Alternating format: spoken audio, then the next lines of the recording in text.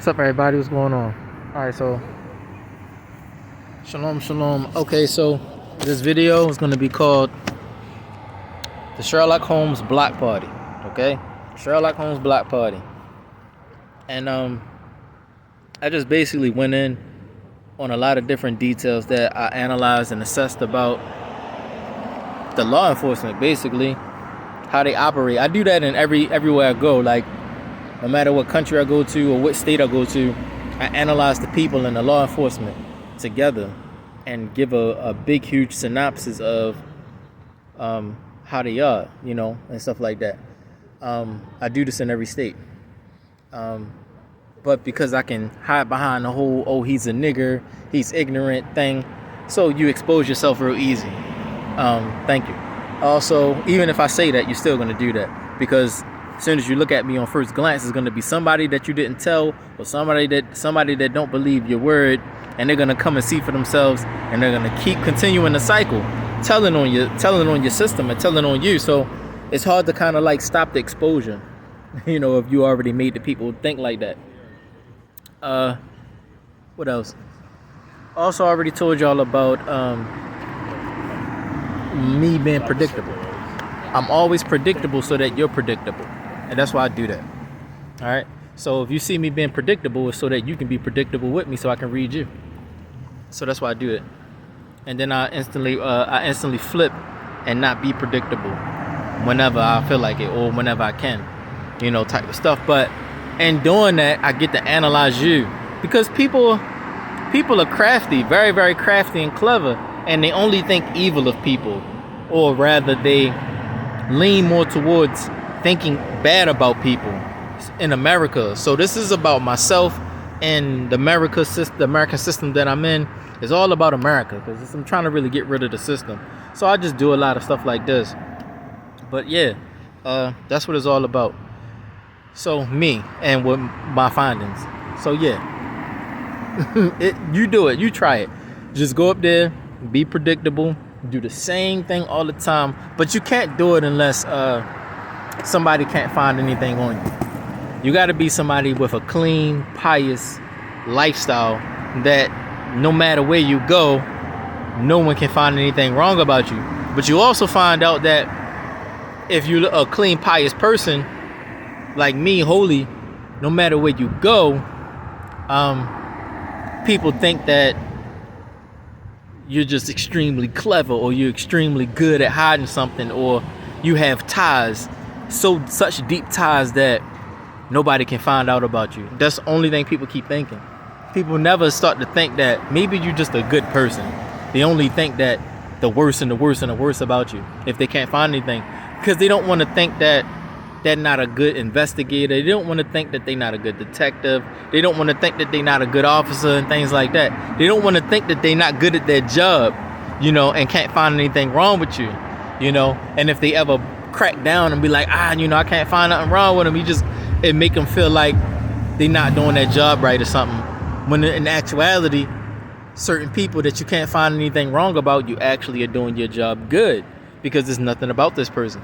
So it's all about balance, which is the main thing. All right, so let's get into this. All right, I got some daylight there, I can see this. All right, so excuse me, y'all, attacks and stuff. So I started off titling it, one of the main titles or subtitles is called The American System. So all of the things I found out about the American system that has been happening to me, that I kind of like found flaws in or stuff like that. The first one is picking for information. Now, mind you, again, I'm a holy person. I'm very pure. I'm very pious. Okay? You just might not think so by appearance. You'll look at me from first glance and you'll think all of these negative things. So you not actually knowing I'm a holy person, you'll assume that I'm not one. And out of all of this, I'm going to bring it to the conclusion of why people can't ever come to the conclusion that you are a good person if you really are one. And not just banking on the system is evil, so you evil too because the system evil, and it provokes you to do some evil thing to survive. Give me a minute. So let's start off, and it goes like this. All right, American system. The first one is picking for information. Excuse me, attacks and stuff.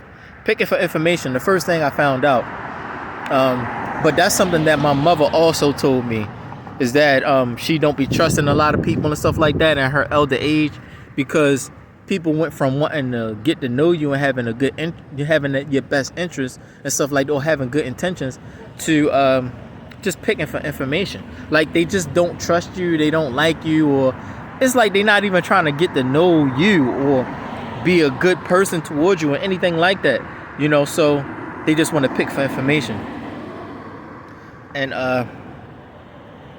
that's the first thing, and everybody know that. That's typical. If I don't want to really get to know you, I don't really like you like that, or I don't feel nothing towards you, I'm just doing my job, you're just a subject. So I'm coming up here to do my job, I get paid for this, and so I'm just coming around doing everything that I think in my best, crafty, clever detective mind, investigative mind, to pick information out of you through you and through others around you, etc., etc. And it goes on and on. All right, that's that one. The next one is guilty till proven guilty logic. Now, America's come a long way. It used to be innocent till proven guilty, and then they came up with Minority Report, you know what I'm saying? Assuming that you're going to do something or whatever the case. And then,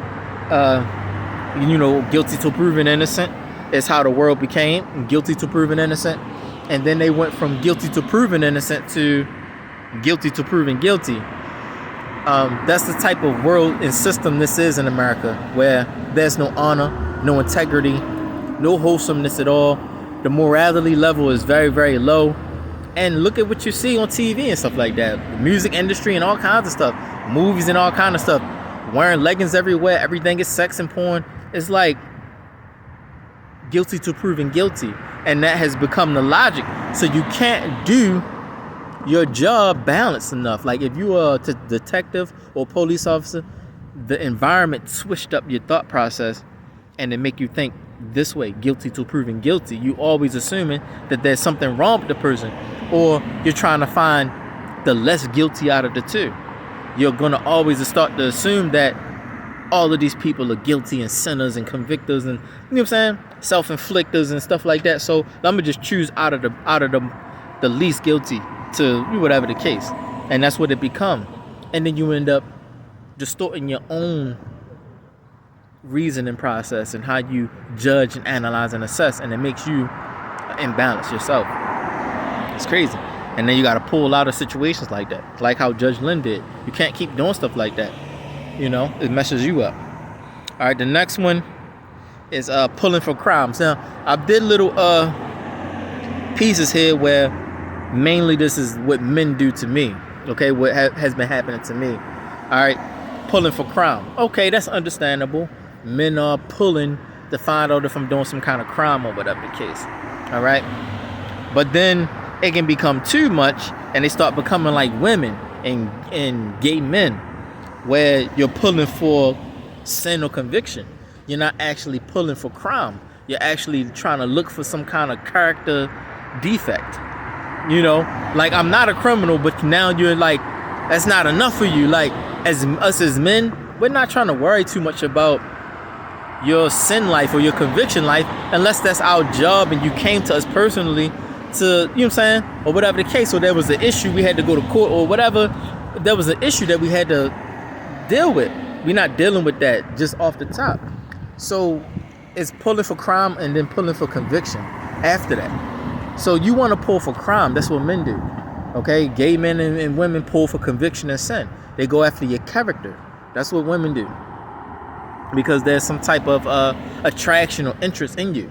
And women just do that. They look at men naturally in a way, if is he a good man or not. That's what women do, because women are attracted to men. That's natural. That's okay. So the women can do that part, and the men do the, I'm actually just looking for something that he's actually doing. If he's not actually doing anything wrong, then what's the point? Who cares? Why am I even bothered? Call me when he's actually doing some crime, or under some type of suspicion of a crime or some crap like that.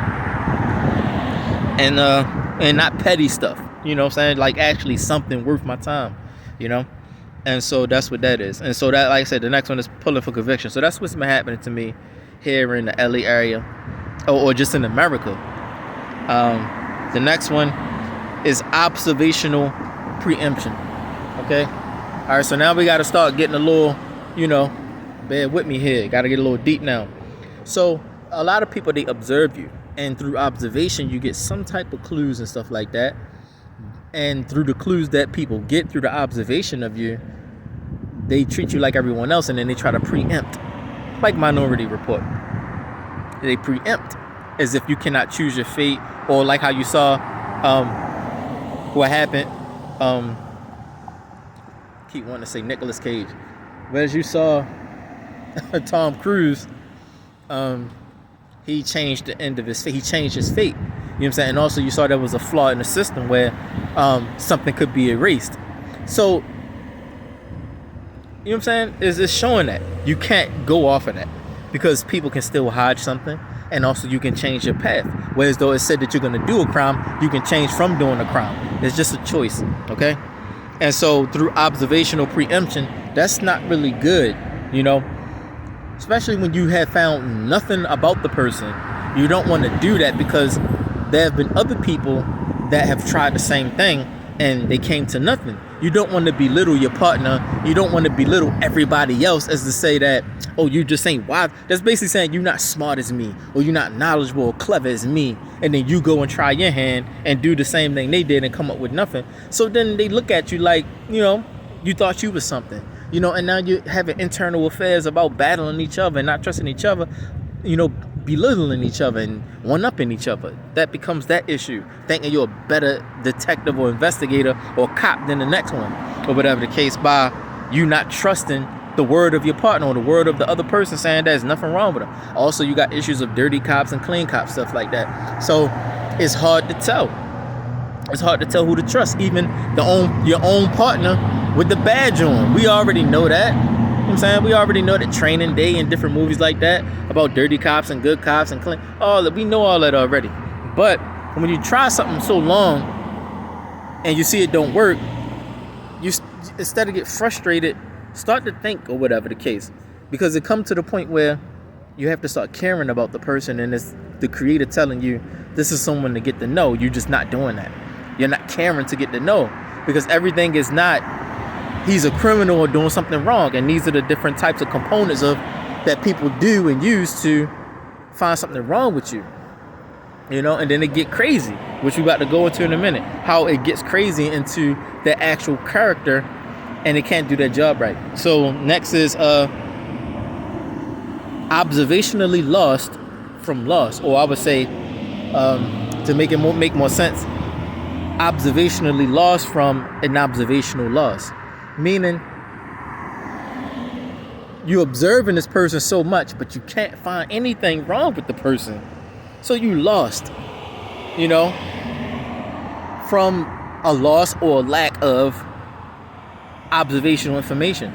The person is not giving you anything to go off of to find anything to convict the person about or judge the person about. They gave you nothing. So you're lost. You're observationally lost. It's like, you're observationally lost. So it's like you might as well don't even observe the person anymore. Or why am I even observing the person anymore? And then you can't do your job anymore. Then it goes into start to get personal. With men, I'll show you what it's like with men, how men been treating me, and versus how women been treating me, which is the same outcome for just a regular citizen. Because no matter if you're a cop or a regular citizen, everybody is a judgmental, as to say, everybody's analytical and everybody assess everything that they're doing. You're always analyzing and assessing at 24/7, or all day, all night. You're assessing and analyzing things. It's just not the thing that you're trying to judge somebody, like you're trying to destroy somebody. That's what racist people do, that they're looking at you in ways of trying to destroy you and murder you and stuff. So that's what judging means, as in what they say, don't judge me. But yeah, you analyze and assess all day. The next one is breaking and entering. So once you can't physically do these things, then next thing you do is break and entering, like breaking and entering. Doctor Strange and Miss Wanda. You're trying to break and enter. Because now you can't find something externally or whatever the case to convict someone or say they're doing something wrong. So now you're trying to get magical now. You're trying to do sorcery, witchcraft, to try to break inside of their head and open that third eye type stuff. You're trying to get magical now and trying to find fault or find some kind of crime that you think that they're so cleverly hiding from you, and you're trying to convict them. So if you can open them up, then you can play them, and then you can start playing tit for tat. And then if they go off a wrong step, you can try to lock them up off a wrong step. So now because you're angry that you can't find anything wrong, and it's opening you up in crazy ways. With women, it's the most extreme way. I'm talking about female cops are the worst when they can't find something about one particular man. They go crazy. So they go into that magical sorcery thing, and if I and they go crazy. If I find something on you, I'm going 90 miles an hour when you're in a road and you right in front of me, I'm just gonna pull you over just because you're in front of me. Because they can't find something wrong with you, they're gonna pull you over anyway because they can't find something wrong, and they're in the borderline between falling in love with you and like trying to guard themselves, thinking that you're a bad person and someone not to know or someone not to be close to. And also you craving for love and partnership and things like that, and you finding someone that's potential, and you found nothing but potential and bachelor type, energy. You're stuck in between a balance, so your emotions are off balance and you don't know what to say out your mouth, and then they got to suspend you and stuff like that because you can't do your job right, because now you're falling in love with someone, because you can't find no guilt in them. They're a good person. All right, so that's that. Breaking and entering. So people will cops and law enforcement will actually literally try to break inside of your mind and enter your memories and all kinds of stuff like that, and try to play you and stuff to try to checkmate you, to find guilt in you and stuff like that. They do that too. That's what America do. And still, if they find nothing that way, they still won't come to the conclusion that maybe it's possible that this person is a good person and it's just me. Because normally people judge from themselves or their own life. They don't judge from actually like a Torah or some kind of law system of the creator or something like that. They judge from their own standard or their own self or their own lifestyle or livelihood or whatever the case. And so when people talk about other people, that's why they say you judge yourself when you talk. But if you're judging from the creator's Torah and his laws, then it's not a matter of you judging yourself. It's just the simple fact that sword swing both ways. So if you're cutting someone else, you might end up cutting yourself too. So it's a learning lesson that the creator's giving you and the person, unless you are really seasoned up enough to where you're good with swinging that blade to where you don't cut yourself so much or cut yourself, and you're cutting other people to get their lives right. So that's how it be, man. So breaking and entering, and that's pretty much the furthest point that you take it, that way you cross the line. Something that Dr. Strange did, where he tried to possess a dead body. That's what they were saying. You try to get inside of somebody's head to possess them, to move them in a certain way of, that you want to move them in, and you can't, because there's nothing that you can find on this person. And that's that. So an example of this imbalance is the new show that's coming out called Rookie Feds. Okay, Rookie Feds is a new show coming out, and it's basically the highlight of the whole thing. You find it a small little line in the trailer is the highlight of the whole show of what they're trying to do. There are people out there still going with the process, which is this whole little crappy floozy thing that they made people do, versus actually caring about the people. Meaning you're judging people and you're not protecting and serving. You know what I'm saying? Cops protect and serve, because it's supposed to be that the neighborhood is friendly, kind, moral. So you're protecting and serving these people that are good, kind, and friendly, versus the process of convicting people and locking people up and always on guard and always got a gun and a taser. You know what I'm saying? Your job is no longer really protecting and serving, really. Just always on edge, thinking somebody doing something paranoid all the time. So that's what you're saying. We need more protecting and serving and less process, because the cops are losing themselves. They're losing their, they can't function right doing that. You can't always 24/7 think somebody doing something wrong. You're not going to be able to live anymore. You're not going to be able to have family, friends, your children, You know, you're going to be thinking everybody's. You can't do that, man. You cannot live if you do that all the time. And that's why he said it, because he himself, you know, you get tired of always thinking somebody's doing something or out to do something wrong or get you or something like that, and you have no peace. And that's paranoia. That's what America's become. All right. So that was an example of imbalance rookie fed. Now, I didn't watch it yet, but that's something to watch.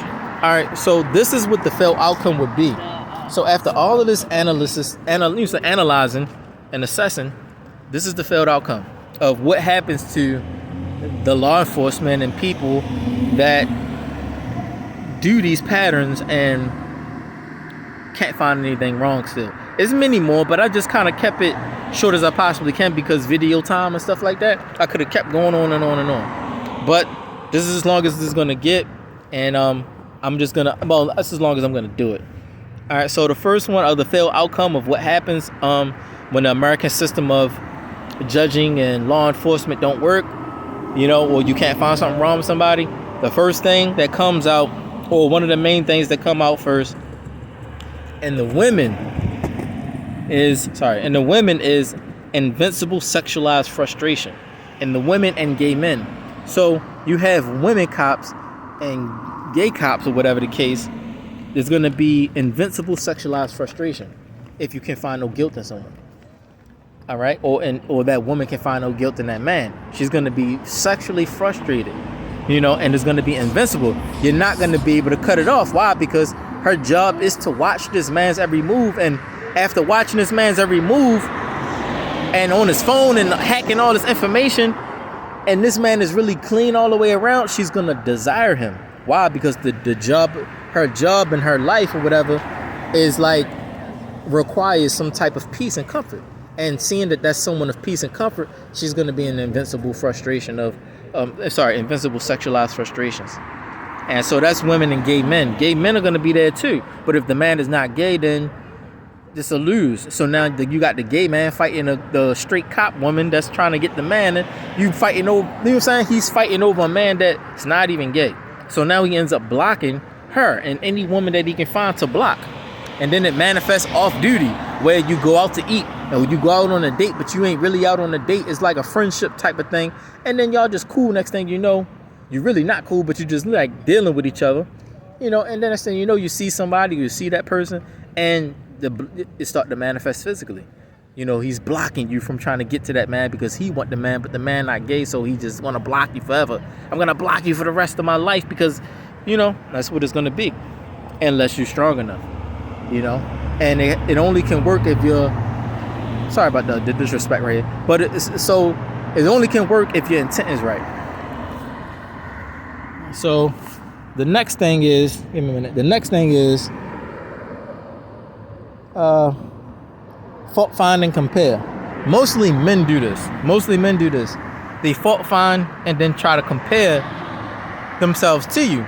But if they can find no guilt in you still, they're going to, give me a minute. All right, so y'all, all right, so the next one is fault find and compare. All right, which is what men do to me mostly. Before this video, through my life, during this video, which is why I keep stopping and going, and after this video will be the same thing. Men, they get frustrated, you know, and when they can't find something wrong with a man, they know it's wrong to kind of compare their personal life with another man's personal life, as to say, well, you know, if I'm doing it, he should be doing it.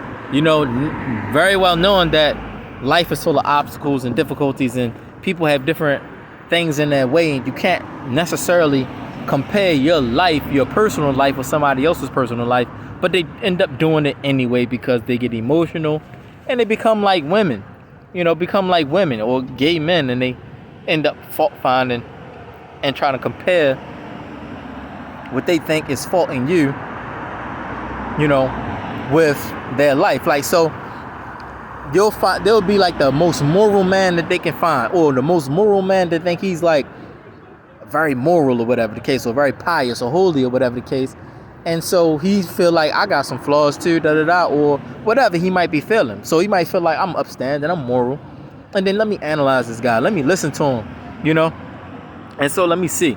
And so what he's doing is sizing him up. He's not really technically listening to him because he might have heard something that he disagreed with, or he already just disagreed with the man. So here it is. Now he's looking for fault only in something that you're saying. He's looking for a fault in and comparing it to himself. Well, he said this, man, because when I was doing and I this and I that, you know, it's not so hard to da da da da. And so he'll compare your life, if there has fault or what he think is fault in your life, he'll compare it with his life. So that's what I'm saying. Fault finding compares what men do, or what men have been doing with me. The next one is envious competitiveness, is what a lot of men have been doing to me. You know, so it's the stage when they can't find something wrong, because then men, like, they judge me or whatever, then I end up really having a good life. And then when they find out that the reason for my mess ups in my life is not because of me, is not self-inflicting, they still can't feel properly like, oh, it's because you doing something. Like a Job, like the book of Job. They still trying to pull that, you gotta be something you doing, Job. When it's not. They're not assessing and analyzing properly. They're doing it from themselves and not the actual Torah and what actually is true. You know, those are wicked men. You know, they're not pious men. They're men, but they're wicked men, not pious. Or they might be just gay men. They just gay, you know, and they have a hidden agenda. So they just playing along like it's something wrong with you, but it's really just that, you know, that person is gay and he, you know, want a problem because you're not. That type of thing. So envious competitiveness. So it's not that you're just competitive because it's a sport and you're competitive, you want to win. You're envious of me. So you're competing with me. You know, you're sizing yourself up to me, or you're sizing me up because you don't like me, because it's something that you can't find anything wrong about me, or my life is not moving in the way that you want it to move, when my life is not your life.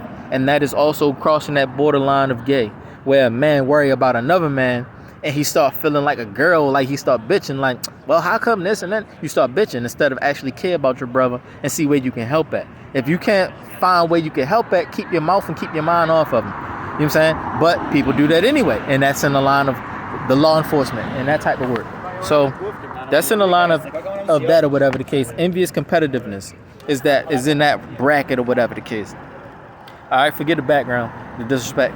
All right, so the next one is personalized envy. So it goes from like the next stage, you know, envious competitiveness, you start competing or whatever. Then when it's really like you find out the person is, you know, going through stuff that he didn't cause himself, you already went into it not liking them. So whenever it comes to a point where you're not finding what you're looking for, guilt and sin and conviction and crime, you can't back out of your emotions of feeling envious. So you go into a personalized envy, and you start personally envying a person for things that he doing in his life. Like, oh, he like a girl, he looking at a girl, he's flirting with this girl and that girl. So then you start envying a person, and you start having personal vendettas and all kinds of stuff. You know what I'm saying? You start wanting to harm them, shoot them, hurt them, beat them up, and stuff like that, off of small stuff that got nothing to do with you. You making it about you now because you just feel some kind of way about that man. And it's like, wow, yo, don't you got a life? And so now it's like, yo, you now definitely crossed the line of gay. You're now a gay man. You know, you might not have felt the intimacy of wanting another man or sucking another man's dick or taking it up the ass, but that is actually the activity of a conqueror, or a gay man rather. You know, and then what happens is when you can't break free from that envy or that personalized envy, the next thing that happens is women start that, you know, they start bitching you and stuff like that, or, you know what I'm saying, they looking at you funny, why you bitching a lot, like da da da. And next thing you know, they start hurting your feelings, da da da. Next thing you know, you start, you know, putting your complacency and your reliance on another man to comfort you and console you. You know what I'm saying? Because you know what I'm saying, it get like that, yo. But that's what's been happening with me. Men have been feeling some kind of way about me by observation, and through all of this, they never said one thing of like a genuine conversation or a genuine communication. They never really cared enough to sit down and talk to see what it is about this man that they feeling emotions about. And then I'll explain to you how I do it. Like, all right, I'll give you a little bit how I do it. Like, if I feel some kind of way about a man, I'll go up to him and say something to him if I can do it. You know, if that man is too far from me and I can't get to him, I won't be able to say something to him. So that's just not my fault to not be able to say something to him. But I really would say something to him to his face. Like, hey man, what's this about this that I heard, this, that, and the third? You know, so-and-so was telling me, and so that's personal to me. So I felt like I should, you know, this, that, and the third, because, you know, that's a personal situation that's connected to me. So I felt like I want to put my twos, like that type of thing.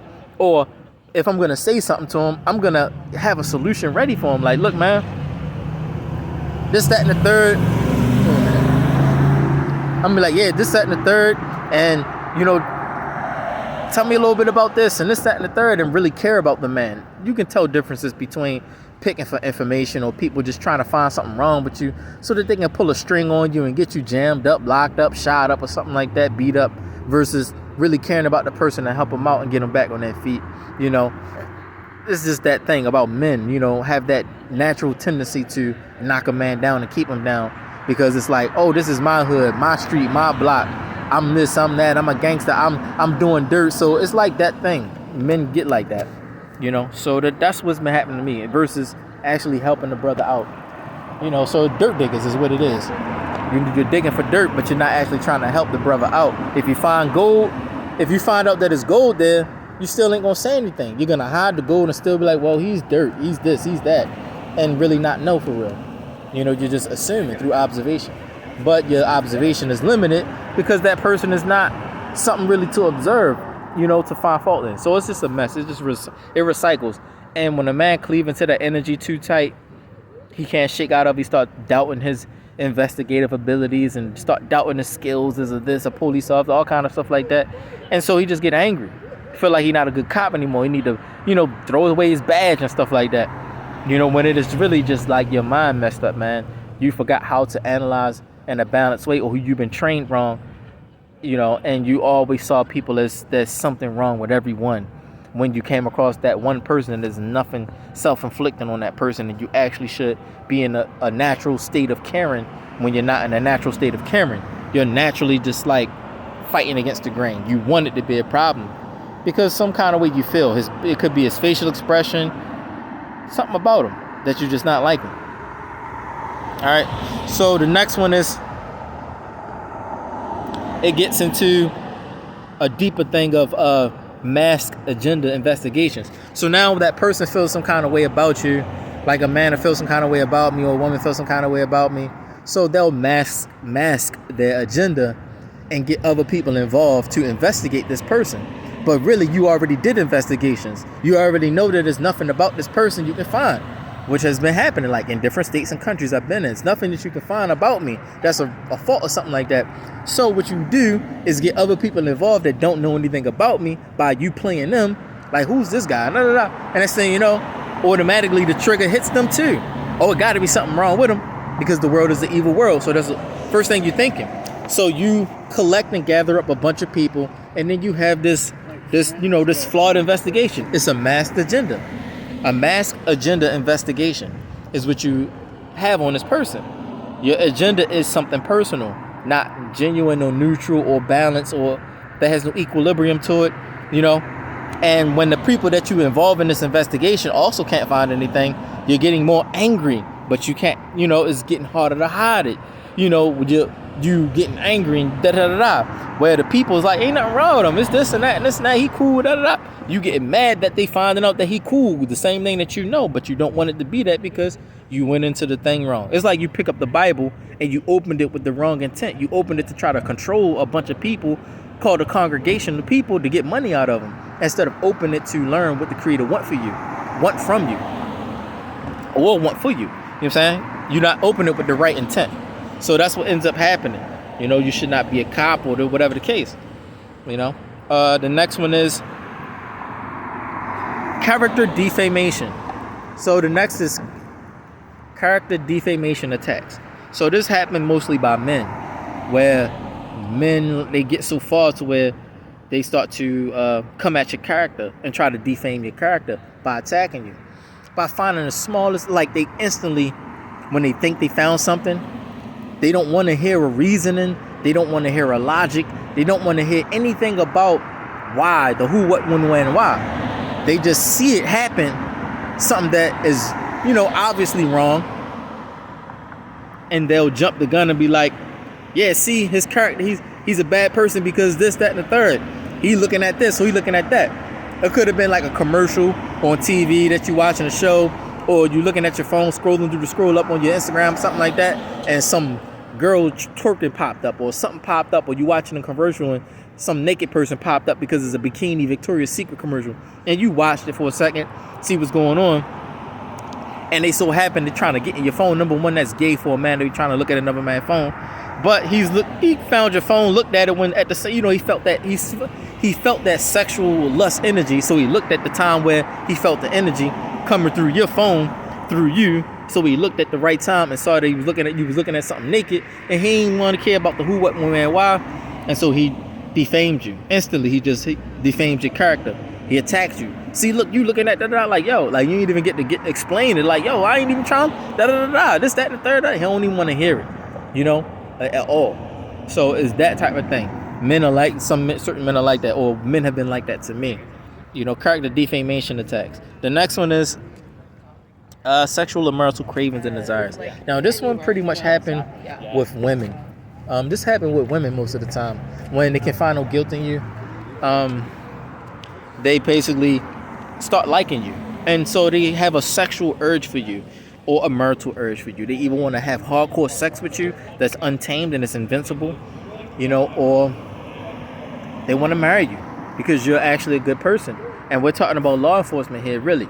All right, like cops and stuff like that. When a woman that's, especially a beautiful cop, with a big butt type stuff, if you find yourself a attractive cop, or just a cop, that's really moral, or a judge or something like that, someone in the law enforcement, and they can find nothing wrong with you, they'll start to desire you, sexually and maritally, or both, or one or the other, depending if they racist or not, or whatever's going on. But I'm just starting to see that. I have never seen that before, but I'm just starting to see that. Next is masked sexual aggression. Sorry about that, y'all. The disrespect in the background. There's always gonna be disrespectful people, cause I be hitting stuff on the nail. Triggers for y'all, but to get y'all to distract y'all from what I'm really saying, type of stuff. But masked sexual aggression. All right, so if a woman can find no guilt in you, or no wrong in you, no crime in you, they spied out your whole life, they all in your phone, they all in your personal business, your social security card, your credit history, because they have the authority and ability to go into that stuff, your driver's license, your points, and all that extra stuff. They go into it.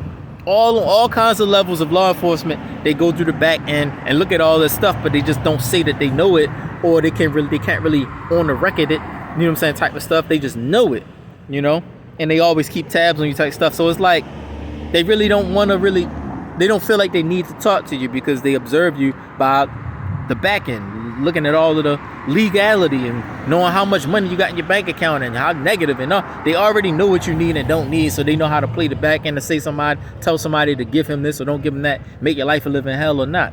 That's disrespectful, but at the same time, they do that when they can find nothing wrong with you. But a lot of that is still what it goes back to observationally lost. Observationally lost. You're seeing all of this tangible information, but you're not knowing why and how it's happening. So now you try to pop up on the scene with some random people, or you're a cop, try to pop up with some regular clothes on and try to see what's going on in this person's life to try to find out why this man negative $46 in his bank account. It did that, but how did it do that? So now you gotta go on the scene, but you're observing on the scene and you still can't find anything. So you're lost, and you're having a loss of observation. All of this information about the person, tangible and physical, but you're not knowing the meaning behind it, which goes beyond observation. You have to actually communicate, talk, get to know the person, and that's the part that's going to make the downfall of America, and that's what we're getting at. But that's what happens. Too much information and not enough knowing the person. Like, the ins and outs about what surrounds my life, but you don't know me, And so that's the thing. The next one is, so mass sexual aggression. So when they can't find nothing about you, it becomes a little bit more personal, from sexual desire and cravings. Like, oh, he's interesting. Like, I like him. You know, I'll do this and do that. It go from that, talking to your homegirls, your fellow officers and stuff like that about what you would do and how you're interested in him. You know, and then it go to that aggression, mass sexual aggression. So now you gotta hide it. You know, because you might have a husband or a boyfriend. You jammed up in a situation. You don't want to change your situation because that's the only livelihood you got. So you don't want to switch nothing up. Excuse me. So you don't want to switch nothing up. So you want to stay the same. Sorry about that. So you want to stay the same and stay with the lifestyle that you got. You know, but you really want that person. You know, sorry for the disrespect in the background again. Triggers for y'all, but whatever. Distracting y'all from what I'm saying. All that. Bear with me, y'all. Just whatever. All right. So women will mask it, or gay men will mask their sexual aggression. It's not really that they're angry with you or they hate you. They really, really crave to get pregnant by you or have sex with you or get a climax off of you, squirt all over you, bust nuts and all kind of stuff. They really extremely want to do that to the maximum degree, and they try to mask it behind he's doing something wrong or got to be something about him, or they continue to do the revolution of the process. Like, they know your routine, they know your schedule, they know you're predictable because you're being predictable on purpose, so you know that they know that your schedule and what you do daily, so they'll continue to make it seem like you're doing something wrong or you're doing some dirt when they already did that like months ago, and know it's not that, and know you're just homeless and poor and this and that. They know everything about you, but they keep doing that same process because they don't want to open up about how they really feel. It's a masked sexual aggression. So it goes from that. Then the next phase from mass sexual aggression is baby fever. Baby fever, it goes from baby fever to baby virus. So it's an upgrade. The women, cop or not, mainly cops, people in law enforcement that you would not expect. They go from baby fever to, if I could just have a baby from him and he not really a good guy like that. So you not really want, he not a good father like that, a good husband and this, that, and the third. You start not desiring him. You start not wanting him. You know, you just had the baby by him and you feeling different. But it go from that he's really a good person like that in every way, a holy man. Then you go to baby virus, where you always want to have his baby. You have one baby, then you want to have another, then another, and another, till you can't have any more. Your body can't bear anymore. And that's what happens. That's what happened with Leah and Jacob, as you call Jacob, wrongfully. Leah and Jacob, she just wanted to have baby after baby after baby. And she's just popping out babies left and right by him. Non-stop popping out babies. All she want to do is have his children. And so she's just having the children. You know what I'm saying? Wait a minute. So anyway, sorry about that, y'all. Anyway, so that's the aggression, the sexual aggression or whatever, where a woman go from baby fever to baby virus when she find a really good man. But that man got to hide himself, you know? And so it gets like that. But that's what happens. Baby fever to baby virus. Non-stop wanting to have his children. The next one is loss of on-duty professionalism. So they can't be professional around that guy anymore. So you have a loss of on-duty professionalism. So that loss of on-duty professionalism, it becomes a problem. And the person can't work anymore. They got to take time off, or they end up saying something and get them suspended and stuff like that. So anyway, like I was saying, the loss of on-duty professionalism, it becomes a part of that person. They can't be professional anymore, you know, around that person. So whereas though typically they would be around that person or whatever the case, or, you know, be talking around that person or see that person in the distance somewhere, like you see that person on a corner somewhere, but you just pulled up because you had a meeting with some friends or some fellow officers or whatever the case. You had a meeting or whatever, and next thing you know, you can't hold your professionalism. Wait a minute. So yeah, so you lose that on-duty professionalism. All right, so the disrespect is getting stronger. So forgive me, y'all, because there's a lot of gay people popping up now that I'm exposing this. A lot of law enforcement popping up now that I'm exposing this, or whatever the case. They don't want it out there, but it's out there because I'm putting it out there. So I'm skipping the video a lot now. Sorry about that. The disrespect. Yeah, so you're gonna lose that on-duty professionalism. You're gonna go from wanting to lock the person up to wanting to do something personal, or wanting to say something personal about the person, and not even want that on the record. You're not even gonna want the person locked up. You're not gonna want them in jail or nothing. You're just gonna wanna, take it out on them personally, And you're not gonna be, because you're not professional yourself. You're gonna come out of professional character, And the next one is. All right, now this one is a little long one, so I'm going to have to explain this one. So professional body language masked as extreme sexual aggression. All right, so your professionalism is masked as extreme sexual aggression via body language, eye language, and communication. So in everything what you see people doing now, flipping and stuff like that, but in everything that you do and say, or whatever the case is, to mask that extreme aggression, that extreme sexual aggression that you have. So your professional body language is no longer professional. You lost it, because you had a craving or desire towards that person. So it get a little deeper and deeper as you see here. It get a little more deeper, a little more serious, a little more sensitive, because when that person can find nothing wrong with you, it get like that. People get like that. Because, it's just it becomes personal. Like, man, get me out this uniform. Let me go walk by this. Let me go, you know what I'm saying? And then they get deeper than that. The more you try to be around that person, they get deeper and deeper.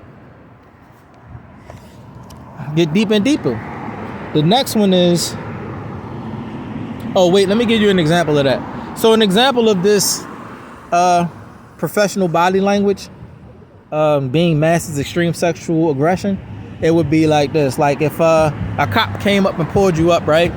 Or they pulled you over, and they would make threats of locking you up for anything. It don't have to be anything. Like the one girl, Brianna Strauss, the cop, she was like, if I'm on a highway doing 90 and you in the way, I'm just gonna pull you over just because you're in my way, just because I can and stuff. Like, that's the aggression I'm talking about.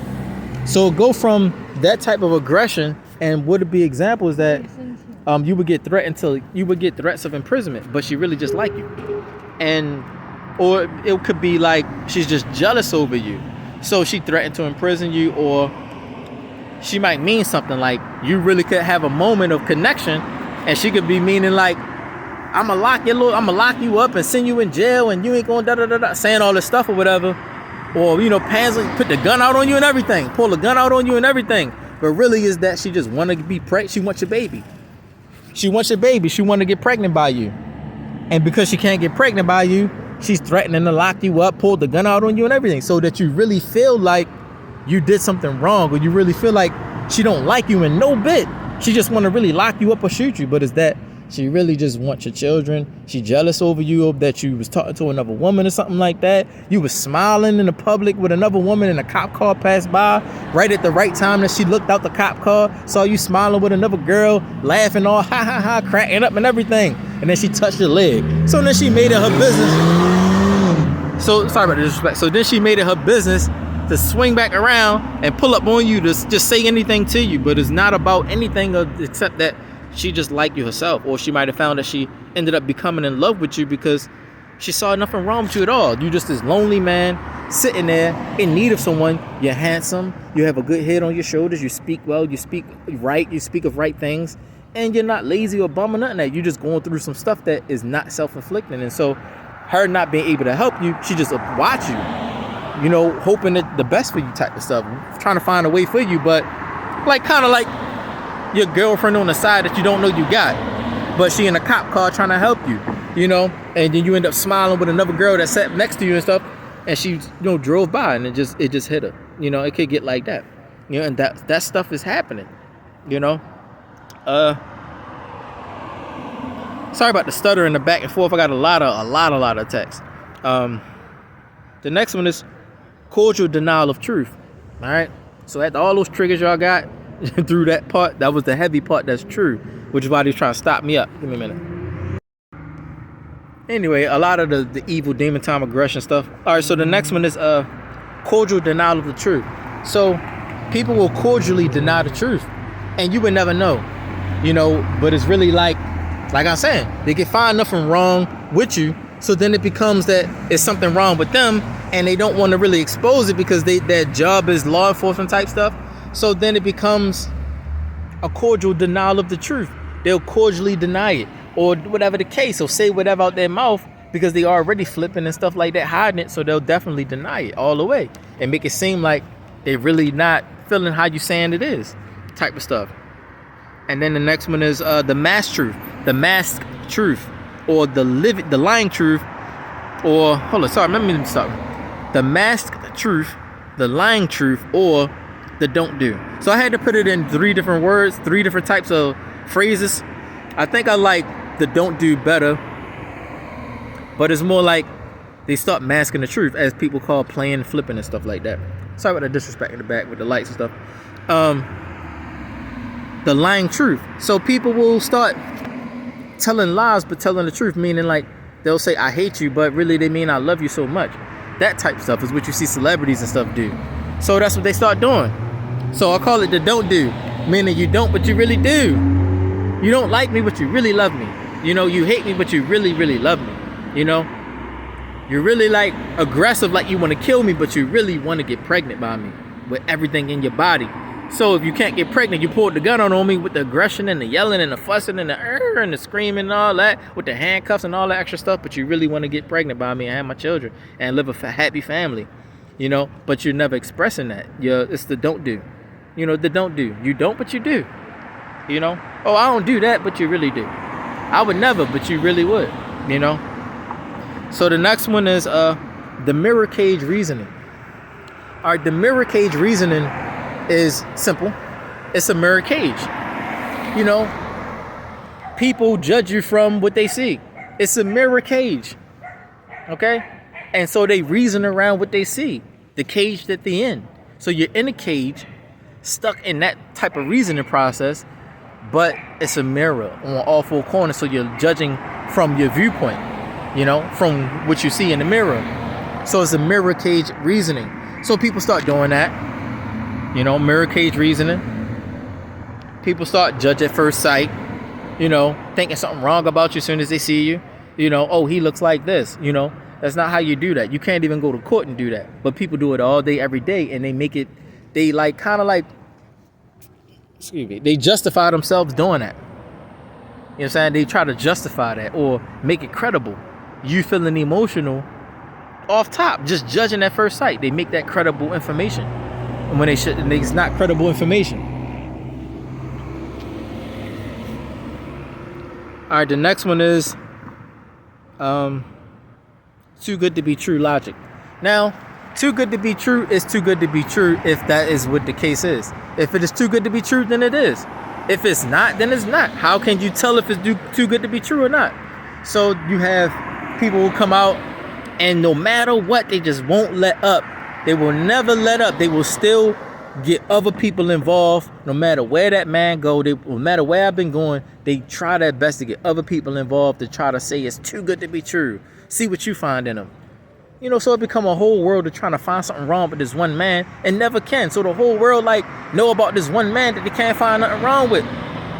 So it's like, it's too good to be true. And they still ride with that. When there's people really knowing it's not too good to be true. It's not too good to be true, but you just want other people to feel like it is too good to be true. And then you start blocking type stuff. It becomes a block thing. Sorry about the disrespect. All right, so this is for those of y'all because I got different kinds of audiences. It's not all law enforcement and cop type stuff. So y'all who are cops and law enforcement, y'all getting the triggers in the background with the lights and crap like that and the loud engine noises or whatever.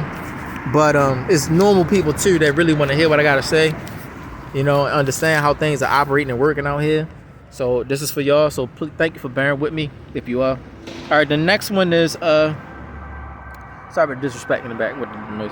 So the next one is self-moral denial refraction. Now this is something that I have to explain because somebody probably looked at my phone through the back and was like, what's that? So self-moral denial refraction is like you have you deny your own morality. You feel as though you're not really good, which is why people say nobody's perfect or whatever. But it's really not you saying that nobody's perfect. It's really just you having a self-moral denial. You really just know that you're not a good person. You know you're not moral at all, even though you say moral things, you upbraid moral things, or whatever the case. You know that you have a self-moral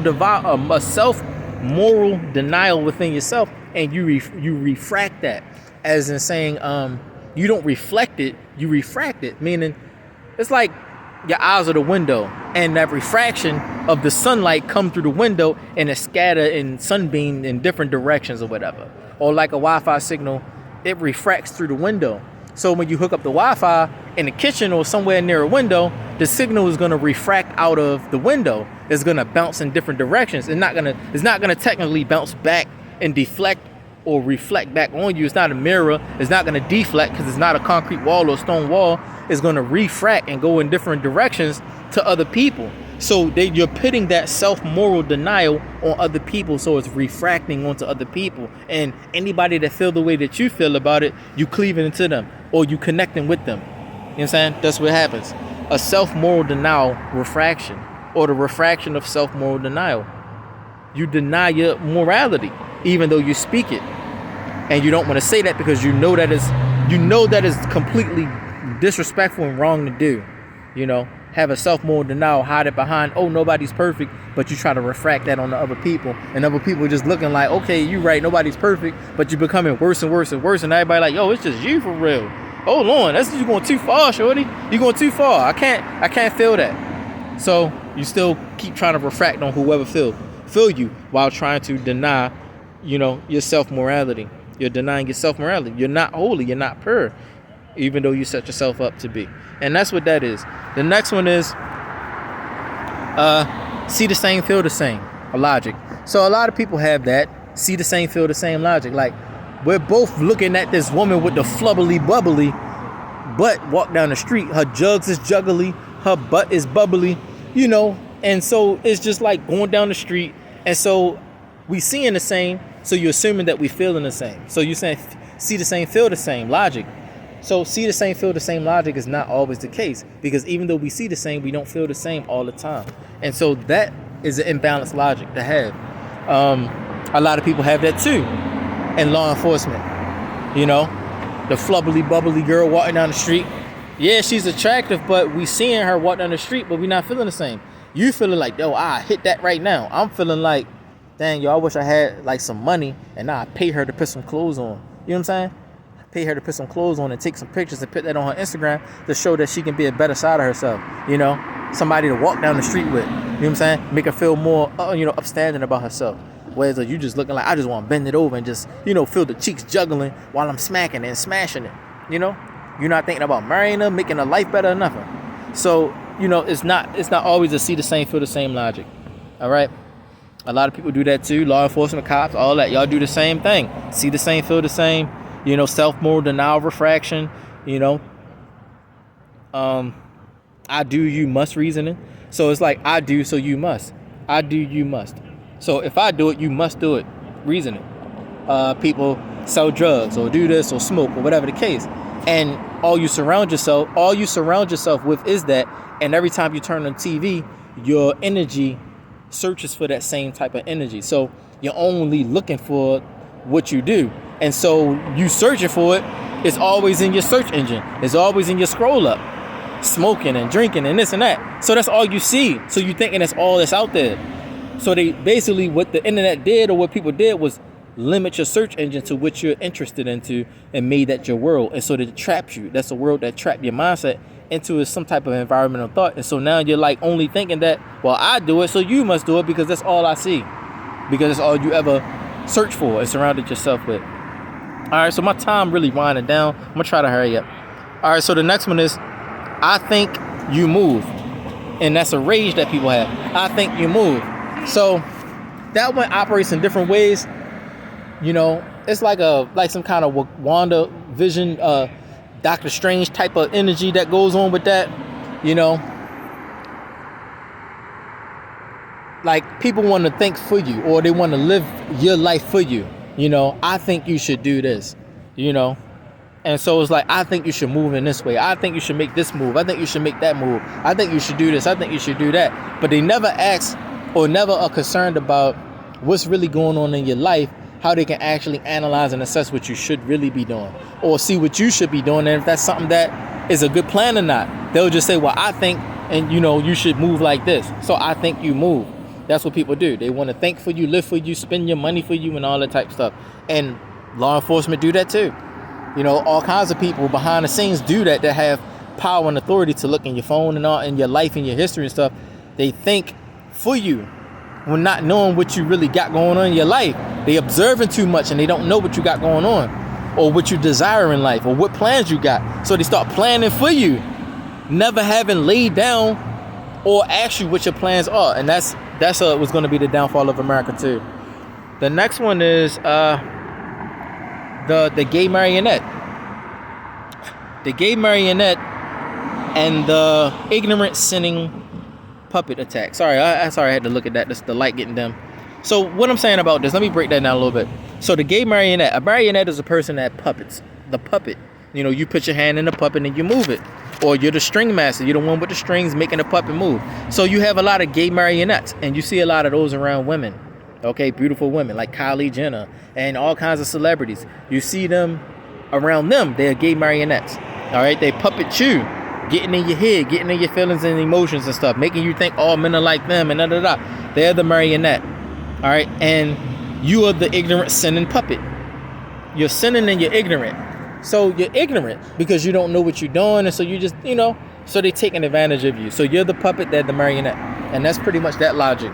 And so they take advantage of you to attack somebody like me. And that's been happening a lot too. People have been being puppeted to come into my life and cause, problems in my life by being puppeted by people that are gay marionettes. But they, that in the closet DL stuff. You just don't know that until it comes out or whatever. So that's been another issue that's been going on in my life personally, or whatever the case. The gay marionette and the sinning ignorant puppet being used to attack me. You just don't know that I'm a good person. I'm a holy person. I'm pious. You just letting this gay man come out of nowhere, give you the, what I'm saying? You don't know if they're gay or not. Or you might obviously know they're gay.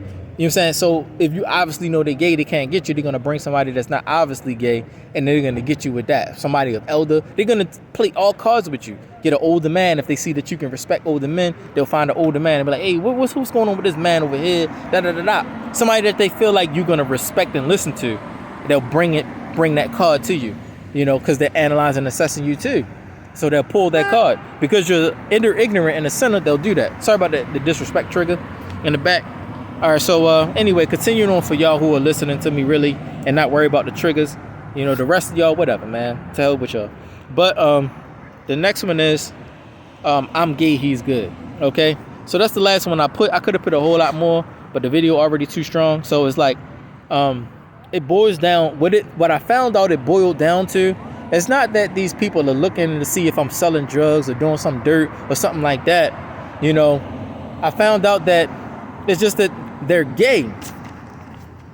It's just that they're gay and I'm good. I'm not gay at all. And that's the bottom line of the matter. And because I'm good and they gay, they try to bring stealth attacks or whatever. Give me a minute. All right, sorry about that, y'all. The extra disrespect in the back again. All right, so like I said, people watching my video as I'm doing it. And so they disrespecting me like, go get him. Like you heard me say something, so you hopped in your car, drove around here, made a distraction. You know what I'm saying? Right on key. Let me see where he at. Where he really at? Like you worried about all the wrong things again. Like I was saying, like you're observationally lost. You're still worried about the wrong things. This whole video you doing that. That's very irritating. It's going to be the downfall of America. Y'all don't know how to do nothing else but that. Observe. Like that's like what? You're observationally lost because you keep doing it. Distracting my videos, trying to drive up on me and interrupt me. Let me finish the whole video, see where you lay at in the video, and try to correct yourself. Instead of trying to correct yourself, you mad because you're looking at the image. Oh, he's some black nigga. Who did he? I'm gonna come on that, but you're not listening to the words or whatever. It's a problem. It's a very big problem. But then it comes down to you're just gay and I'm good. You know what I'm saying? And that's all it really boiled down to. And you throwing all these stealth attacks, all these stealthy attacks, making it seem like to other people that don't know me yet or have never met me face to face, ain't even talked to me yet for real, on a real one-on-one, I'm trying to get to know you, be cool with you type friendly stuff, you're getting in their heads because you're just gay and I'm good, and you know I'm good, and these people don't know that, so you're taking advantage of that and your gayness, and to try to take advantage of other people's minds and the way they thinking. And that's what's been happening. All of this spotlight crap, people pulling up with the shining lights, shining on me and all kinds of extra stuff like that, triggering y'all in the background to try to deflect or basically alter what I'm trying to say in my videos. It's all y'all doing. Racism, KKK, all this bull crap y'all doing, or whatever the case, instead of just listen to reason and logic. It's gonna be the downfall of America on its own. So I'm warning you. So instead of trying to distract me from warning you, let me warn you so you can get right. Ain't nobody gonna cause the downfall of America except America themselves, the people themselves, because y'all, this is how y'all are. Y'all not changing. So I'm warning you, like a prophet would. Warn you of what's your downfall, what's gonna cause your own downfall. You know what I'm saying? So why is you trying to block me and like, oh, he's, don't, like, what? Just listen, or just like get out of the way. You know what I'm saying? So anyway, all right, let me try to end this. I'm about done for real. The last thing I did, because I didn't want to make it too long, which it is now, was safe house enlistment. Now I came up with that, but what I would say, if you've seen the movie Safe House before, that's pretty much where I'm getting this from. Safe house enlistment. Now why I said enlistment? Because the movie. All right, and let's go through the little, the bullets to kind of get that. The next one is first bullet I came up with is global imbalance. All right, now what was happening in Safe House? That was a point where it came where was the guy, I forget his name, he was trying to guardian Denzel Washington. So he's going all over the place, and he got the safe house, and he's running from all these people, and he think they enemies. They come to find out that he's CIA and they CIA. So you got CIA that's in Africa, and you got CIA that's in America. So you got people that's like taking part of the American way, and they have been called into entrustment or into enlistment with the CIA from different countries globally. So global imbalance. That's very stupid to do. Even though they do that because they feel like it's better to do that, to keep tabs on these people than and have some type of information and to have no information, when really they know there's going to be the downfall. Why? Because why would you have somebody from another country part of your situation? For example, you see America, if you go to the military, it's all kinds of people in the American army from different countries. That's a very dangerous thing to do, but yet they do it. You know what I'm saying? And so maybe they feel like it's better to do that and get some type of information out of the thing than to get no information at all. So everything to kind of be paranoid and fight back instead of cooperate. You're trying to conquer, be competitive. So that first wrong thing that you do is global imbalance. The next one is trust insecurities, because with that global imbalance of trying to incorporate the whole world into your agency and into your government system and your economy, is trust insecurities. You're being insecure now with your trust. You're not going to trust anyone. And that's what I've been seeing a lot in LA or in anywhere I've been going in America. The people don't trust each other. If I go to another country, the people trust each other. The word get around very quick. You don't have person at the person at the person at the person coming behind somebody that just said that this person is okay, cool, he's this, that, and the third. You don't got billions of people coming behind those people. Unless they have a special agenda, and it's obviously seen that that person got a different agenda, or they have an America's coming. Like, for example, in the Philippines, some random Filipino will put an FBI hat on, right, and walk around in the city, and they'll really think that he's part of the FBI, except the people in the city. They'll know that, okay, America's here looking for something.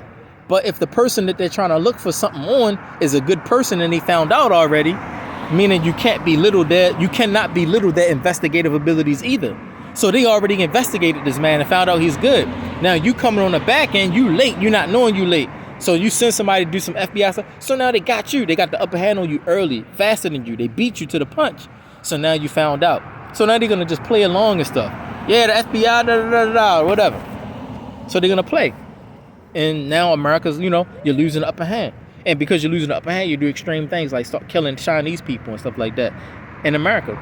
So it's like that. So you have trust insecurities. trying to incorporate the whole world or every nation into your thing when you don't mean well. You don't mean well. You have your enemies with the whole world, yet you incorporate the whole world into your situation off of immorality, homosexuality. So you incorporate them into your system, banking on that. The next one is international meta breach and meta union. So that international meta breach and meta union is dangerous. Okay, so international is meaning everybody in the whole world is involved in your law enforcement or whatever the case, lack of better terms. And so then you end up having a meta breach as far as mental. So because now you can't trust them, they're going to go to war with you. There's a breach because somebody's not going to be trusted.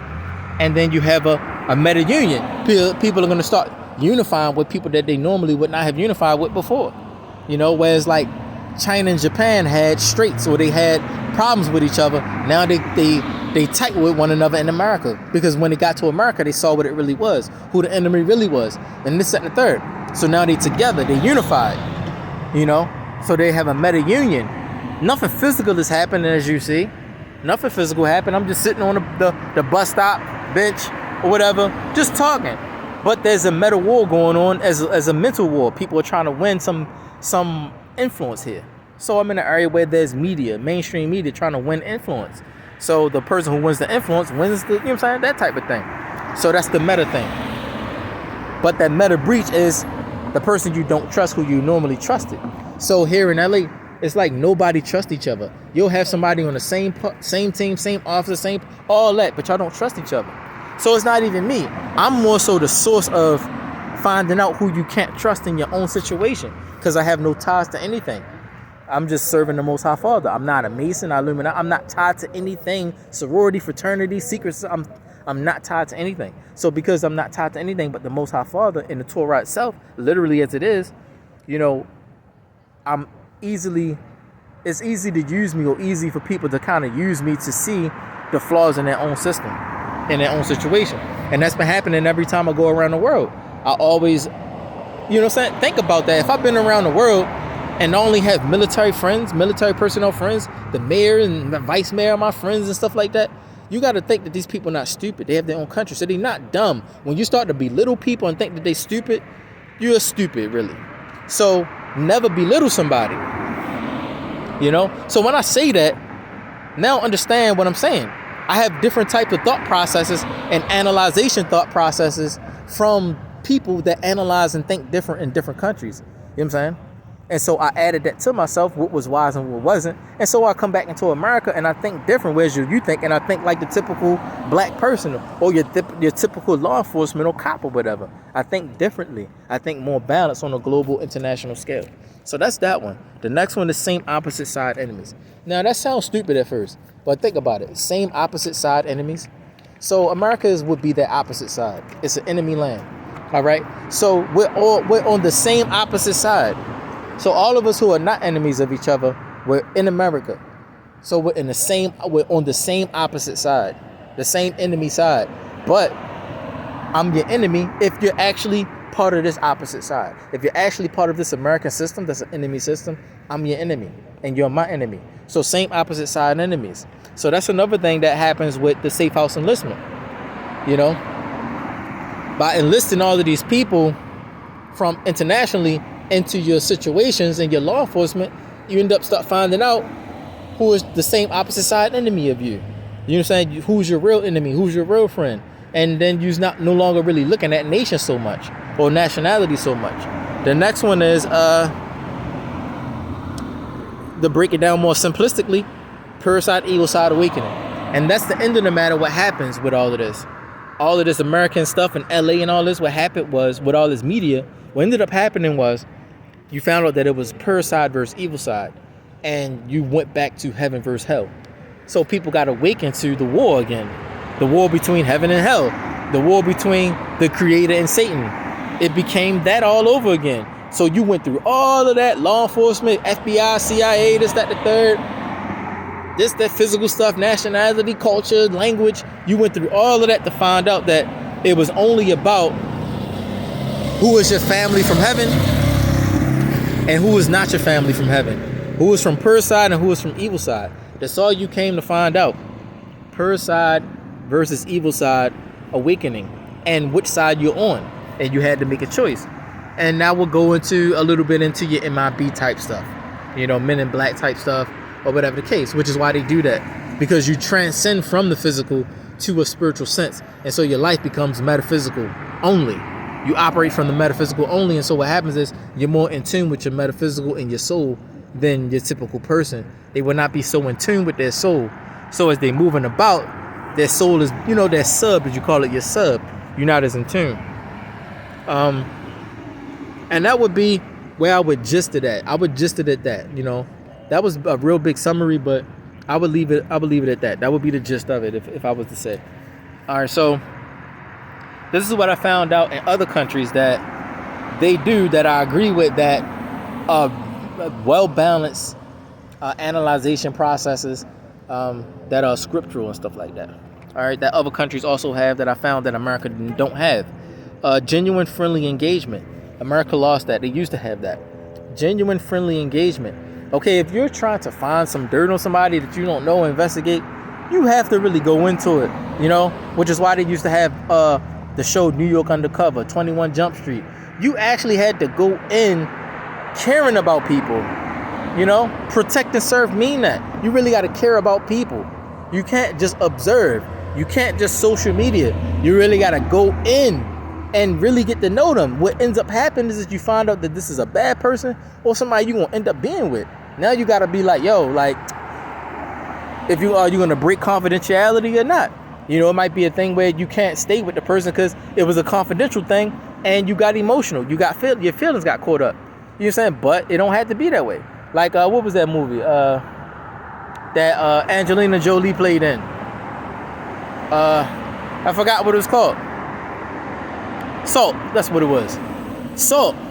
That type of relationship is what happened when you have old school people that care about you. Old school people that care about you doing investigative work on certain type of people that you find suspicious or whatever the case.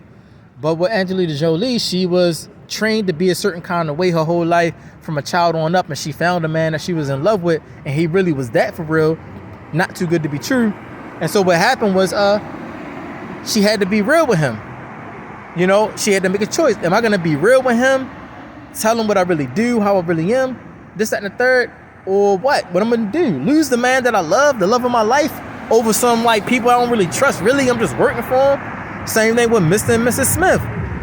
Okay, I work on this agency on this side. You working for that agency on that side. But, you know what I'm saying? I really love you. You really love me. Or we going to team up or we going to keep fighting each other. That's what Angelina Jolie and Brad Pitt kept saying. Are you really going to put these people who you don't trust, don't care nothing about you, you just work for them, they just give you a check over love? You know what I'm saying? When, you know what I'm saying? Like, you can make it work if you really try type stuff. So it was that, Mr. and Mrs. Smith and Salt type stuff, that movie. And so when you go into genuinely friendly with the engagement, you might end up finding that you found your husband or you found your wife. And then you might have to take that chance. You might have to take that chance of crossing the line and then, being open with them about it, putting everything on the table with them. You know what I'm saying? And then the next one would be gun patrols and gun investigations. Now, understand me when I say this, because your mind is going to get twisted up about this, because the logic of how America is, you're not seeing a cop without a gun. There's no such thing as seeing any kind of cop or law enforcement walking around in America with no gun. And in another country, you're not seeing it from when I'm saying gun patrols and gun investigations. Like, what? So understand what I'm saying. I had to parentheses this and put it as military work only. So in other countries, I saw that the actual police or law enforcement, they don't wear guns in every place. In main cities where they see a lot of foreigners or tourists come from other countries, they wear guns. They might wear one gun where it's really busy with or whatever the case. But in certain areas that's really small towns and stuff like that, you don't see them carrying guns. So whenever it comes down to them doing patrols and investigations, you never see them wearing guns or any kind of weapon. They just have a uniform on. They'll drive up and walk around. They might have handcuffs maybe, and they'll talk to you and investigate. And the respect for the police is so strong that the people, they just, comply, because they respect each other. In America, you also find out that everyone is an enemy or potential enemy, even your own officer. So where everywhere you gotta go, or everywhere you go, you have to have a gun on you. It's not just the military personnel. The military is the people that have to have guns to protect from outside threats. So you know that they're gonna have guns, military police and stuff like that. Understandable. You said, but normal police, like citizens for citizens, they don't wear guns. Sorry, so they don't wear guns on their hips. And when they see that you're not a threat, they accept you, and they don't wear guns around you. So there is actually a point to it. There's actually a point that you get to. But when it comes down to America, you notice that there's always a paranoia or whatever the case, which lets you know that America's always under threat and always under some kind of, warning from other countries that America's gonna die one day. And people are starting to realize that, and the law enforcement not wanting to be a part of, because it's getting way too far to hand. Like, you always on a swivel from everybody that you around. And that's not a peaceful life to be in. That's not even protecting and serving no more. That's just like, yo, I'm stressing out. Always, everywhere I look and turn, everybody's a potential enemy. I can't see somebody as possibly being cool or a friend or someone I should help. I'm looking at this person like going to pull out a 12-gauge shotgun out of his fanny pack or something like that. You know what I'm saying? You got this free Kylie Jenner jelly pouch. You think I'm going to pull a 38 out that thing, but it's the Kylie Jenner jelly pouch. You're not seeing anybody as friendly. And it's hard for you, or it's near impossible for you to do that, because your environmental thought became, like I said, the mirror cage reasoning. It became a mirror cage reasoning, and that's all you've been around, all your environment is, and that's all you can think. Like, even a law enforcement can only think around what their environment is. Even if they live in an area where it's not too much danger going on and activity like that, where they work at is their environment too. So in that work environment, their minds are trapped up. And then when they go home, their spouse is not even all that. They got flaws and problems, probably cheating or some crap. The children out of order. Every time you turn on the TV, you watching some news about some crap that's going on. So that's also your environment. Your neighbors, you thinking your neighbors could be one of the next news channel people. And so it's all that. You're not trusting anybody. Nobody bringing no casserole next door when you just move in. No cookies. Ain't no milkman. Nothing. No white picket fence. Nothing anymore. So it's a done deal is what I'm saying, man. Hear what I'm saying? Other countries, what they do versus what America do is a complete big difference, where you see cops walking around with no guns, no weapons. You see the military barely wearing weapons. Like, yeah, we got weapons, but like, we really don't be feeling the weapons thing, because we don't feel any threats. Whereas though America's 24/7, you feeling threats, which lets you know America's gonna be destroyed one day of its own accord, not of anybody or whatever, but just themselves. The next one is learn guilt or innocent rule. All right, so what I've noticed that law enforcement do in other countries, what they do in other countries versus America, is not always guilt or innocence. It's sometimes they learn. So it's not always they trying to find out if you're guilty of something or if you're innocent of something. They just kind of like want to learn something from you, because you could be somebody that learned something from the country that can teach them something, or from some other country and you come there to teach them something and they're learning from you how to add something to their situation. It's not always an innocent and guilt thing. So when you see protect and serve in other countries, it's not always that. It could be learning processes. Okay, so that's something I learned too, or I realized and noticed that America don't do. Cops, they're never coming around to learn something from you. They're only hopping out the car to lock you up, give you a warning, or shoot you. You know what I'm saying? It's something like that. It's never like I'm hopping out the car because I know who you are. I wanted to learn something from you. I wanted to ask you a question because you was a cool guy, and I wanted to, pop. Only had one officer one time. He masked it. One of those mask situations. Like I was doing cable, Xfinity, CUI in Baltimore, and so I ended up working in Virginia. I forgot what it's called. Where at Virginia? I forgot where at Virginia. Somewhere in Virginia I was working, and I did a per diem. So they gave me a hotel. They paid for the hotel. They pay for the hotel, the truck, the gas. They pay for everything except for food. I'm saying, so they pay for my hotel and everything, and I just pretty much worked. And so what I found out was that the cops in that area like me, and so they just kind of wanted to say hi. they wanted to say hi, how you doing, but they didn't want to just like pull up and say how are you and how you doing, because I do videos like this. So me doing videos like this in my hotel room and them, got to be on the back end watching your stuff and stuff like that. They felt what I was saying about one of the topics I said. And so he pulled up to me and wanted to kind of it's like you want to be my friend, but you don't know how to say be my friend. Or you want to play basketball. You're looking for a friend, but you don't know how to really say, let's be friends, Give me a minute. So it was like that. You're looking for a friend, but you don't really know how to say, hey man, I need a friend. You look like a cool person to hang out with. You don't even know how to engage, but you just know without a doubt this person is really a cool guy that be friends with. And especially a female cop, she's gonna be like, man, this guy, I will marry him, and and you feel that 100%. You don't even know how to even come out your mouth to say that. You struggling to even say it.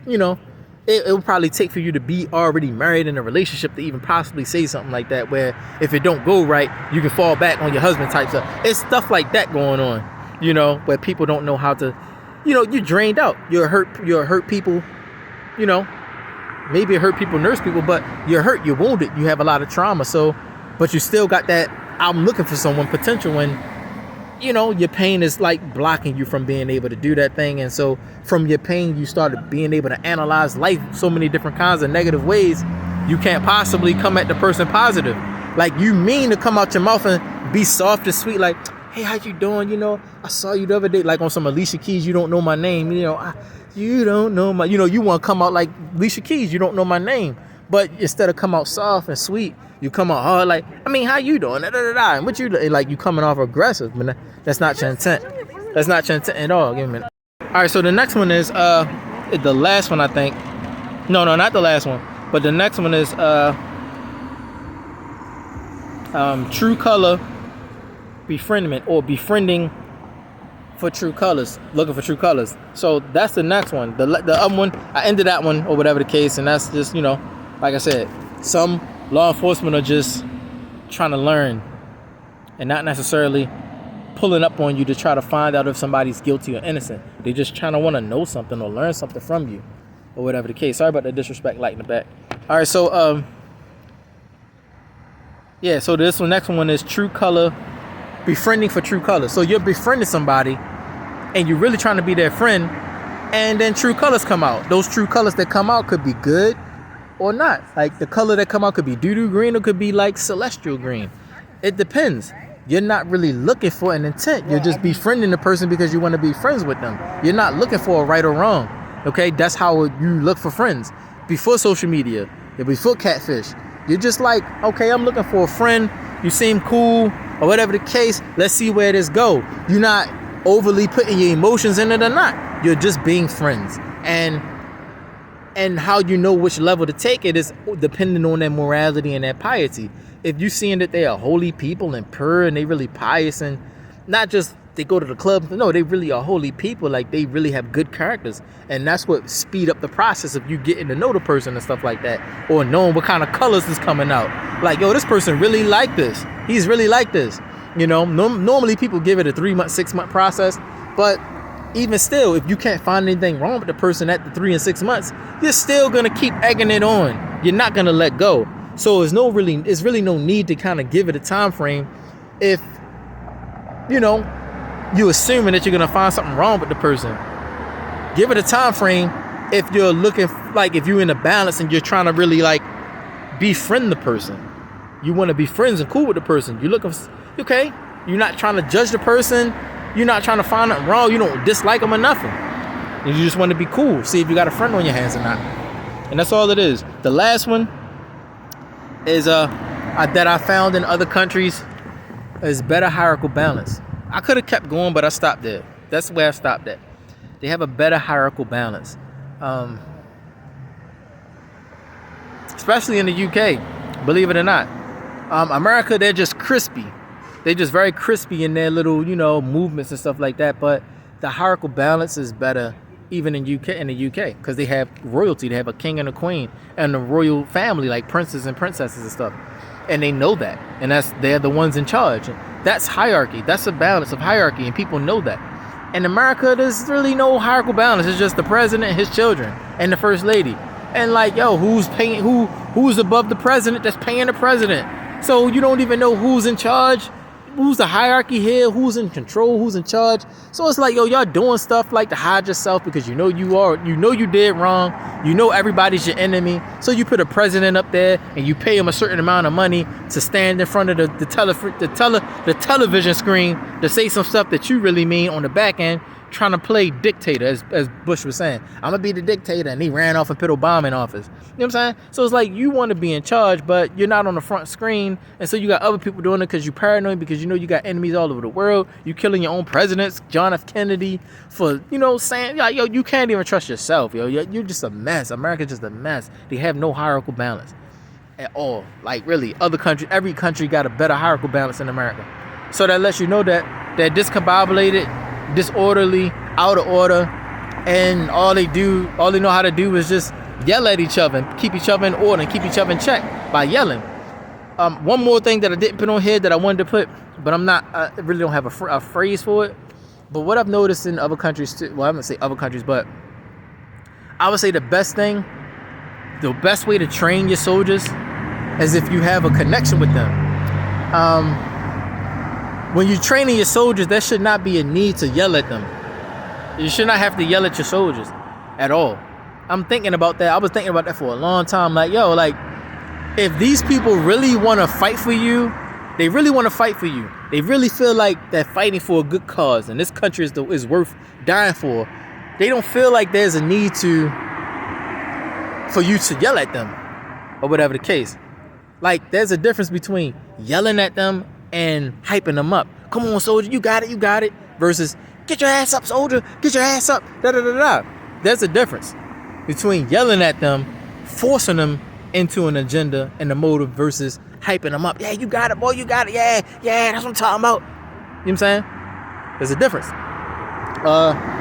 There should be no yelling. There should be no scream and shout matches in the military or when training processes where you feel like, dang, yo, I don't even feel like they even like me for real. And now you just like feeling like, all right, well, as long as they pay me, so I keep coming back and doing this or whatever. So now you're only an officer, you're in the law enforcement because of the money. You're not in it because you feel like you're a part of the system or part of the culture, you don't feel like you're part of anything. You just feel like, yo, I just need a job and I need to live, so I'm going to just do this or whatever. So that's kind of like what America is. Shout matches and yelling at you and stuff like that. So it's not like they feel like you're their friend or they feel like you're their companion, that you're their teammate, your partner. They don't feel like you are one with them. So they yell at you. And that's what I noticed too, that other countries don't, well, I'm not saying other countries, but what I would not do, or what I believe King David never did. Because these are your own people. You don't feel like you need to yell at them for training. You're doing an archery class training. They're not going to yell at you because you can't hit the bullseye. You just can't get it. If you just can't get it, you're not good at it, they're going to move you to something else you're good at. It's up to you if you're going to keep practicing your art and your skill of trying to be a good archer or something like that. Or you could be good with a spear. The thing about it is, you're going to be wanting to do it. Not you going into the military because you're getting paid or you're getting a Montgomery GI Bill or some crap like that. And you're just trying to go to school, really. But you went in the military so you can get the GI Bill so that you can go to school. But you got to go through this, you know what I'm saying? Like, yo, hoops just to get it. No, it's not that. So it's different. So you don't have to really yell at them. You basically like hyping them up, and they kind of like self-motivate themselves through you hyping them up and feeling proud of them, being good at the skill and stuff like that. Like David, before he became King David, King Shaul or Melech Shaul, when they were fighting the Philistine, he pulled David to the side after he slew Goliath, and then he put him in a war, and David was happy to go to war alongside Melech Shaul, to where the point where he was an expert soldier, killing a lot of Philistine.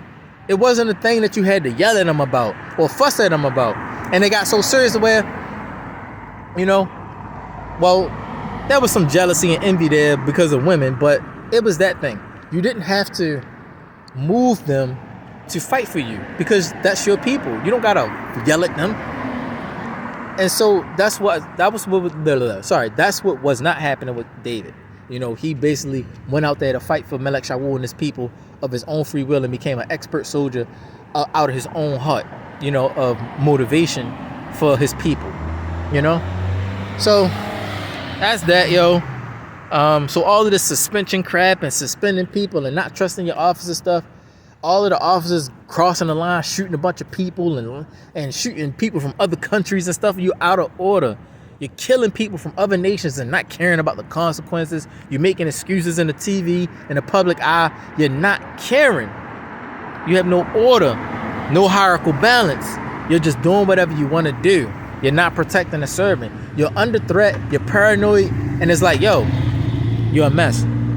So all of this stuff I be saying before, deep reasons that stem to stuff that actually happened. Like, how is it possible for somebody 21-year-old in Cherokee County, Georgia, to kill a 74-year-old woman, a 69-year-old woman, and a 63-year-old woman, plus other women that's like in their 40s and other people? You know what I'm saying? Just killing people, going on a killing spree of elderly people and felt nothing about it. And the cops can come behind that and then try to step up for him and say, oh, he was just getting rid of a temptation that was eating at him, basically, paraphrasing, trying to get rid of a temptation. So now you see what's going on here. There is no hierarchical balance, and the law enforcement of America is trash. They will basically they are selective. It's a selective law enforcement that side with certain people that they get along with. Within, they don't really collectively work together. So you can cross jurisdiction and stuff like that, and they won't even like you. So I could be a cop all day long that all my stuff got erased, all my information got erased because I'm on such a mission that the president even erased my stuff, and I came all the way to LA, and I'm like some guy that you don't know, sleeping on the street, trying to live this regular life, but at the same time do some investigative work and let him know what's going on. The president know what's going on, and you just looking at me like a regular old black guy because you can't find anything on me for real of you going in the back end over your observation, because you got so much power over information. They made sure you couldn't get the information because you're in the back end. And I've been to so many different states that I've been approved of to come and do this work. Whereas though you looking at me like the regular typical guy, and you got yourself judged from the very beginning, from the back end to the front end, from the stuff I can't see to the stuff I can see. You judge yourself and you've been watched. So me making this video now, months later, you already got caught up for what had happened and what was said and what was done and what you did search out about my life. You already got caught up, jammed up, not knowing I was important. And so that's what happened. What if I was that person that was sent by someone high up, and you just can't find anything out about me, and you just going on and on, you telling on yourself, not knowing that the president has really sent me here, some crap like that, and you don't even know that. And so, or other nations collectively came together and was like, I need you for this special work to do this thing because certain people, people from China got shot, so I need you to find out who's the core and go into the heart of this thing and type of stuff. So it's that type of thing, yo. And you just like not respecting that, not expecting that, not even thinking that. The only thing y'all keep thinking is, I could be doing some dirt. So like, yo, it's so easy to do it. It's so easy to send a black guy like me in to situations like this to investigate, because the only thing Americans know how to do is think dirt on certain types of stereotype things. You stereotype somebody, judge at first sight, and you stereotype. And then you always miss the point. Always miss the point by judging from appearance. Always you miss the point. And so here it is. I could do something like right now, like you can't read me information on the back end, all that type of stuff. You can find no dirt for real, no crime for real. So I can get up and just like go over across the street and pee in a corner somewhere because I'm homeless on the street and I got to use the bathroom. So I pee in the corner. But because I got a backpack that's heavy, you're assuming that I'm doing some dirt because I got a backpack full of stuff, not thinking that it's because he's homeless and he got all this stuff in his backpack. Why? Because you see people with a backpack, you know that they selling drugs and they got a backpack because they're going to go back to their house or some crap like that. Me, I'm homeless. And then you just don't want to, it's all of that, yo. You put yourself in a loop of distrust, a loop of doubt. And so now you can't get out of that loop. So now me making the video, it's not even going to matter me making this video, exposing this so that you can fix yourself. How you thinking about me and thinking about people in general without balance. It's not gonna matter. It's done. It's a done deal. You're gonna keep on treating me how you treating me, thinking towards me how you thinking towards me, feeling how you feeling. You're gonna keep doing the same thing, the same process. Thinking I'm doing dirt, thinking I'm just saying anything out my mouth to kind of get the stuff, trying to keep the heat off me. And this, that, you're going to be thinking still all the wrong things based on all of this stuff that I already just said in this video, plus more. That has been happening to me throughout my life as I've been traveling the world, different countries, the UK, the Japan, the Philippines. You know what I'm saying? Meeting all kinds of people. Meeting all kinds of people. You see what I'm saying? Met all kinds of people. You're not going to get it. So this video is so long because it is a proper video. Okay? My speech and etiquette is not all that. But what I'm talking about is really all that. And so this is for all of the authorities of the world, really, that are in positions of authority over their people and their nations. The kings, the queens, the princesses, as well as just, you know, presidents and all kinds of stuff. Whatever you label yourselves as. You know, the highest authority to the lowest authority. This is a video for y'all, not just for America to be looking at. So if this video don't reach you, if it get blocked or something in the way, you know what I'm saying? You know what to go, you know what to do. You know how to take it, whatever the case. All right, so this is pretty much the end of the video. I said all I really,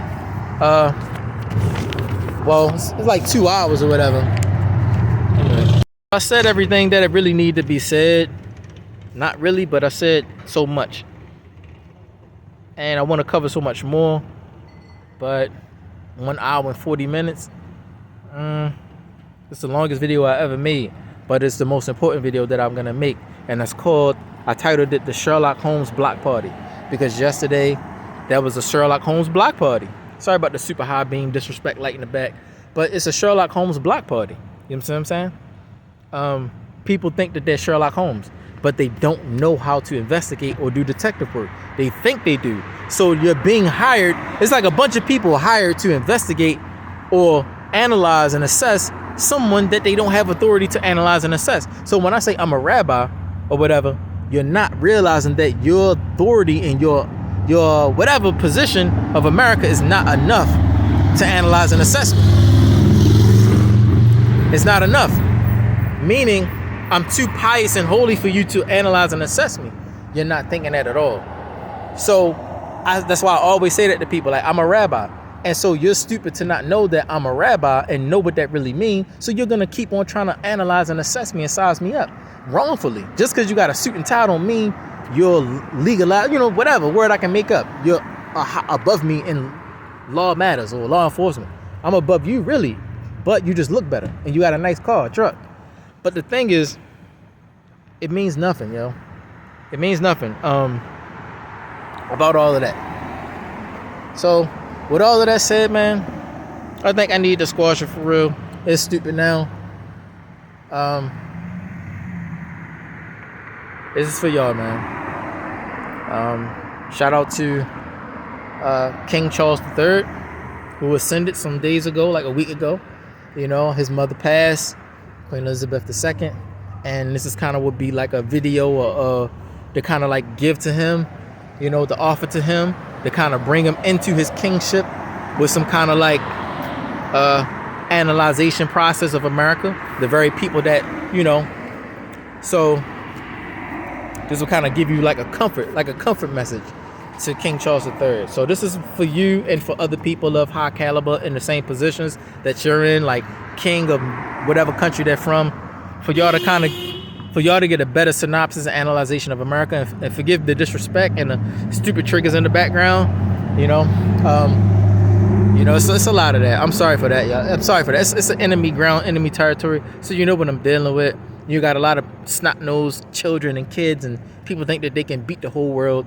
America just need to kind of humble down and just take the loss, as like they need to just kind of like end America, but they're not doing that. They just keep fighting back. So that's what you see. They don't know that they're surrounded, or some people do and they just don't care. But if this video gets blocked, hopefully it got leaked to you in some kind of way, because I don't have Wi-Fi right now when I did the video. So if I try to upload it and it don't get to you, hopefully somebody leaked it from me just recording it on my phone and got it off the back end so that you can get it. Why? Because this also is a key to how your mother died and things like that. The thought process of these people who caused your mother harm, you know, and who's going to try to cause you harm next, you know. And why I would say such a thing, many reasons, but I have no sides. I do what the Most High Father told me to do. And I really don't, I'm not on anybody's side. I just serve the Most High Father. So I'm like that guy in the middle that give fresh water to everyone to know how to analyze and assess and govern everything, that they need to govern to kind of bring the whole earth into a state of peace with one another. I'm not really choosing a nation over a nation, I'm trying to bring everybody together. But America's just not like that. It's just, they're not trying to unify with anybody, just 100% competitiveness all the time. So I'm 100% not for them. That's all it really is. Because they're not for the world. They just want to destroy anybody and anybody and everybody that's not with their agenda. And that's how it is. And Native Indian land at that. And me being a Native Indian, they continue to fight back, trying to keep something that don't belong to them. And so it's just all of the disrespect that America has done throughout the many, many years and centuries. It's just kind of time for it to end. And y'all actually taking y'all healing journeys. And then y'all taking y'all healing journeys to kind of fix the faults of the dark ages that your ancestors started. And your mother taking that step to cross that line to break that, that curse of the dark age racism thing or whatever. And y'all trying to turn a better leaf or turn the table. You know what I'm saying? And trying to make peace with the whole world.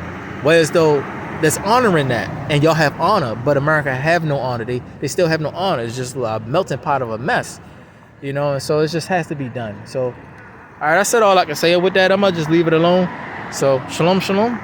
Mishpacha ba Yisrael ba Yishraya. Nakwa Yehu Nisha Yehu Yishraya. Signing off.